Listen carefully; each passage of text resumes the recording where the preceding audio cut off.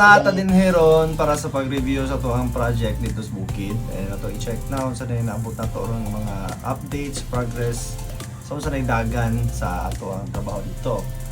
So sa pagkaroon ng among na-accomplish karon sa atong project ngadto is ata sa mga 40% sa progress sa pagbuhos sa atong tie beams, and pag after is padong na gyud ta pabaro sa mga columns.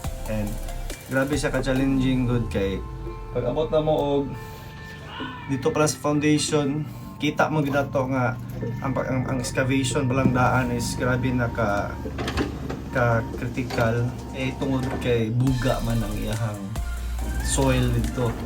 Ay kay siya kubkubon. Kung ano na sigaw tog tao og kubkub lang, dagan gid do ka buwan. Kung ang do ka buwan pag kubkub ato kay perting gahi agad sa tanan.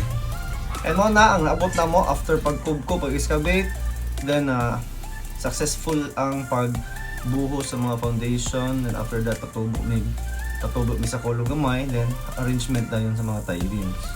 Then after is pagporma sa tie beams, then nagpile pa pud mi og mga pila ka may mga portion or areas nga di ko na mo og hollow blocks kay tungod kay para pod ang mga nilabay na mo nga makinubkub adto ra po na mo itambak na lang so okay para sa flooring pohon or provision na just flooring pohon no sa building.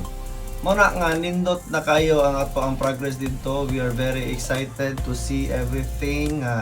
Pakita nimo the more mo gud mo makita ang progress sa building or sa project is the more sa kang maganahan sa pagtrabaho kay tungod nakita na gani mo nga parog na kita na nimo nga mao na ni kita kay ingon na ka duol ni kay tinuod dagan mo na karon is kami tanan din sa Kingko sa management grabe na ka-excited tanan nga makita na gyud nga barog na gyud ang building.